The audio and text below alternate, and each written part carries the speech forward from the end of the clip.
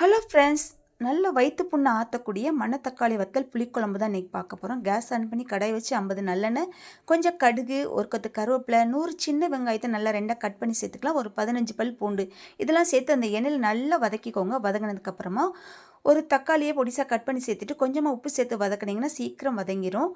கொஞ்சம் மஞ்சப்பொடி, 1 teaspoon வத்தப்பொடி, 1.5 teaspoon மல்லிப்பொடி, 1 teaspoon குழம்பு மிளகாய் தூள் சேர்த்து நல்லா வதக்கி கொடுத்துக்கலாம். இப்போ 50 கிராம் புளியை 2 கிளாஸ் தண்ணியில் நல்லா கரைச்சி ஊற்றிட்டுக்கோங்க. சேர்த்துட்டு அது கூட ஒரு முருங்கைக்காவும் கட் பண்ணி சேர்த்துக்கலாம். இருந்தால் சேர்த்துக்கோங்க, இல்லைன்னா வேண்டாம்.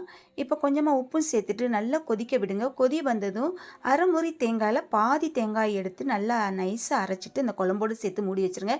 நல்லா கொதி வந்து எண்ணெய் பிரிஞ்சு வரையில் இப்போ இன்னொரு கடாயில் கொஞ்சமாக நல்லெண்ணெய் சேர்த்துட்டு அதில் உள்ளங்கையில் அளவுக்கு மணத்தக்காளி வத்தல் சேர்த்துக்கலாம். சேர்த்து நல்லா பொரிஞ்சதும் குழம்போடு ஊற்றிட்டு நல்லா மிக்ஸ் பண்ணி கொடுத்து ஒரு கொதி வந்தோன்னே இறக்கிடுங்க. சூப்பரான வத்த குழம்பு.